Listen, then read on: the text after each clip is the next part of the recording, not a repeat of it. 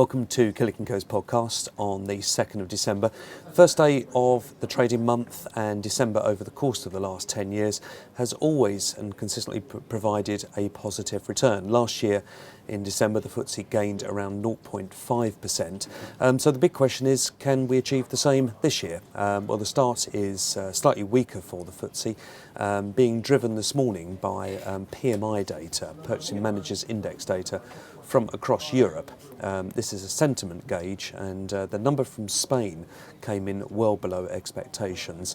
But aside from that, the Swiss PMI, also the Italian PMI, and indeed the UK PMI were much stronger than expected this morning. That has led to a rise in sterling, and we'll take a look at the chart because the sterling strength has been a feature of this week. But this week does promise to be busy. We're going to start by just taking a look at some of the key things we can expect.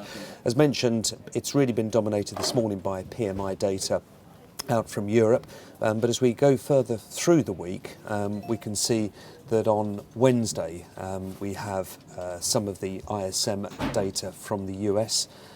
US ADP employment change, that's the sort of first indicator for the jobs market in the US.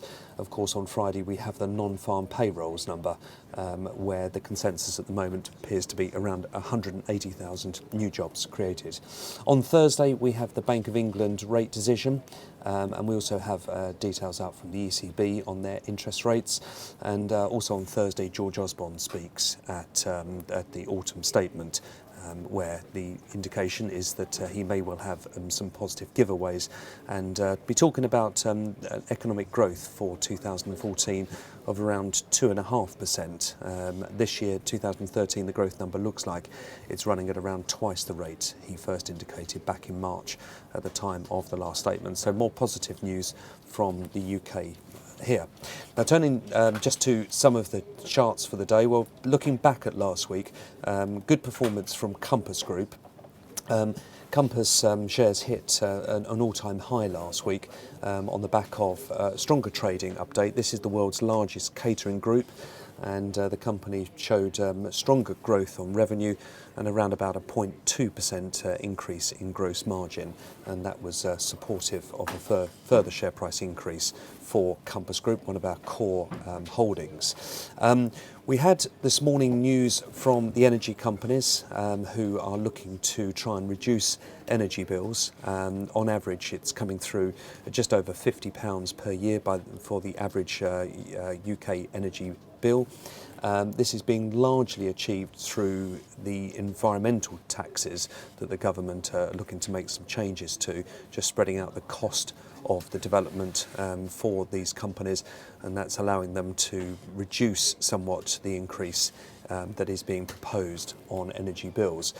Certainly the energy companies have taken quite a sharp hit to their share prices since Ed Miliband first discussed the notion of a fixed price on energy prices going forward over the next couple of years. You can see here Centrica has gone down from £4 to around £3.40, a 20% decline since the end of September. And there's no question that the risk premium required on utility stocks over the course of the next 2 years, as this becomes more a political hot potato between the two parties, is going to require, as I say, a higher premium for the risks over the next 2 years. So Centrica has been a weak performer. Moving in the opposite trade has been the house building sector. Berkeley Group report results on Friday. We recently initiated a buy on this company ahead of the trading statement. The shares have been strong. There has been, as we can see, a strong incentive to increase the house building quantities. At the moment, we're running at around half the level of house builds in the UK that we were seeing prior to the financial crisis in 2007, and there's an incentive to try and sort of increase volume there at the moment.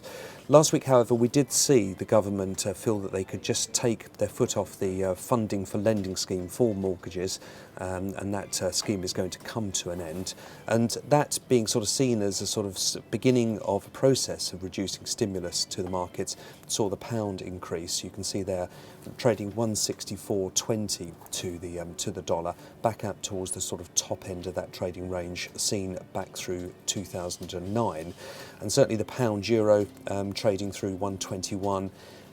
This morning, that's the first time that level's been breached since the beginning of 2013. So sterling strength is certainly becoming quite the feature at the moment. Just looking to the week ahead, well, we've got trading statement from Tesco. Many downgrades being seen over the last 7 to 10 days on Tesco's trading, which is expected to come through weak in the third quarter. It's not alone in seeing weak trading. We've certainly seen the big four companies looking like they've lost some market share to the online providers during the course of that quarter.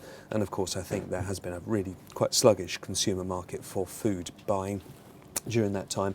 The feeling is whether or not Tesco has share prices largely discounted this negative news, or whether they're going to further surprise to the downside. But that's going to be a sort of keenly watched story for later in the week. Also, Lloyds. Well, Lloyds are just nudging towards back up towards the highs. This may become an opportune time for George Osborne to announce the sort of second stage of releasing the government stake in Lloyds TSB. That last placing was at 70, 75, 76, and as you can see there, starting to push ahead from that core level. Just finally want to finish on some of the sort of global markets. It's a continuing sort of weak position for the Japanese yen. US dollar now trading 102.8. That is supportive of Japanese equities. That trend still continuing at the moment. Talk there that hedge funds have got their largest short position of the year in terms of the yen at the moment, so a certain trend building for Japanese equities to move higher. This chart does date back over the very long term. We're going back to 1980 here, just to again put the sort of last 25, 30 years into some sort of context. But you can see it is a very significant rise that we've seen during 2013 for Japanese equities, and it looks like it may be exiting the year ready for a sort of further push to the upside. That is our expectation. And finally, one market that is hitting its all-time highs, continuing to search higher, is the DAX, the German DAX, trading at 94.22. Its year-to-date performance way in excess of what's been achieved in London on the FTSE. FTSE is up around 12.2% as we enter into December.